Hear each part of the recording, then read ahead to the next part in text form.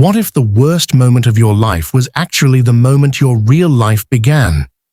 What if the bottom, the absolute rock bottom, the place where everything you built collapsed and everything you chased dissolved? What if that place wasn't the end of your story, but the doorway into it? Most of us have heard this story. We think we know it. A rebellious son, a forgiving father, a happy ending. We've reduced it to a greeting card, a bumper sticker, a children's lesson about saying sorry. But sit with it for a moment. Really sit with it. Because this isn't a simple story about a boy who made bad choices. This is a story about the nature of love itself. About what a father does when a son looks him in the eye and says, "In every way that matters, I wish you were dead." This is the story Jesus told, and it is the most devastating, most beautiful picture of God that has ever been painted in words. There was a man who had 2 sons. We don't know his name. We don't know the name of his estate, his village, or the region where his olive trees grew heavy in the late summer heat. Jesus didn't give us those details because the story isn't about a specific time or place.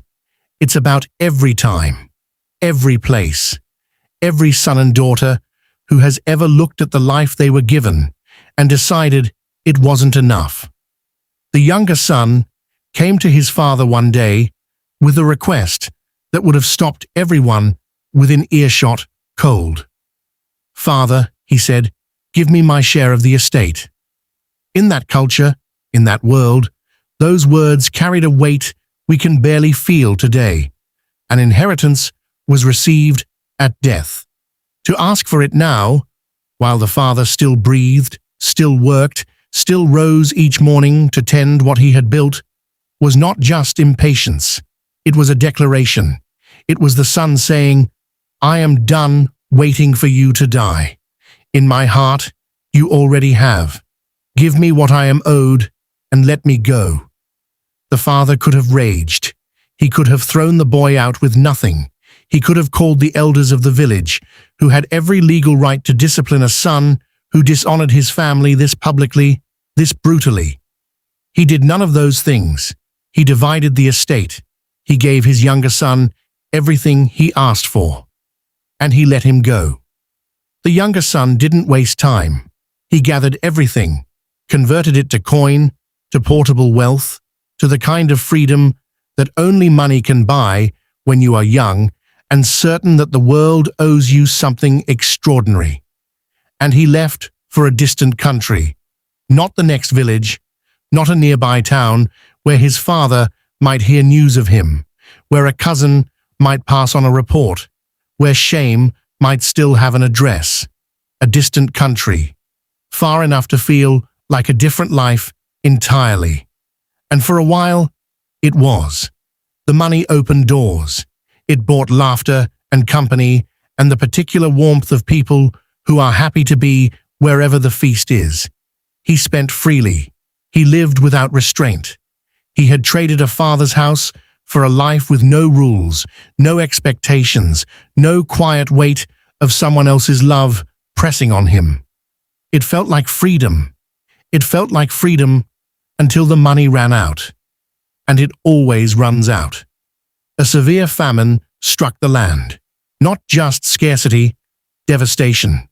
The kind of hunger that empties markets and hardens faces and reminds you exactly how alone you are when you have nothing left to offer. The friends disappeared. The doors closed. The laughter went quiet. He found work, the only work available to a desperate foreigner with no references and no community. He was hired to feed pigs, unclean animals, an occupation that, for a Jewish boy raised under Mosaic law, represented the furthest possible distance from everything he had been taught was holy. He was so hungry that the pods he threw to the pigs looked like food to him. No one gave him anything. Read that again. No one gave him anything. All the people he had feasted, all the tables he had filled, all the rounds he had paid for, and the gifts he had lavished on people who called him generous, who called him a friend, who had leaned into his warmth like it was the sun itself. Not one of them gave him a thing, because that is what false community does. It gathers at the feast and vanishes at the famine. And then something happened that Jesus describes with a single extraordinary phrase. He came to himself. Not he changed his mind, not he felt guilty, not he remembered the rules he had broken. He came to himself. As if in the pig pen, in the hunger and the humiliation, something woke up that had been asleep. Something true about who he was and where he actually belonged pushed through the fog of everything he had spent the last months pretending. He began to think about home, not with romance or nostalgia. He had no illusions left for that. He thought practically, desperately. His father's hired servants had more than enough food. They had bread to spare.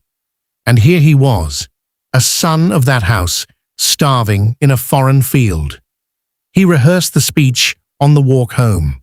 We know this because Jesus tells us. He said it aloud to himself in the pig pen and then said it again as he walked, shaping each word, testing each phrase, making sure he had the right tone, humble enough to be believed, honest enough to disarm whatever anger waited for him at the gate. Father, I have sinned against heaven and against you. I am no longer worthy to be called your son. Make me like one of your hired servants. He had already let go of the title. He wasn't going home as a son. He was going home as a beggar, hoping for a job, hoping for scraps, hoping that the man he had all but told to go ahead and die would look at him without contempt and let him earn his bread in the fields. That was the best outcome he could imagine. He started walking, but while he was still a great way off, his father saw him. This is the detail that breaks everything open. While he was still a great way off, which means the father was watching, which means the father had been watching. Day after day, standing somewhere, he could see the road, scanning the distance for a silhouette he recognized. The way a man walks is something a father knows. The slope of his shoulders, the particular rhythm of his stride, a father knows. And when he saw him, he ran. In that culture, a man of dignity did not run. Running was for children and servants. A wealthy landowner gathered his robes and sprinted down the road toward the horizon. That was not decorum.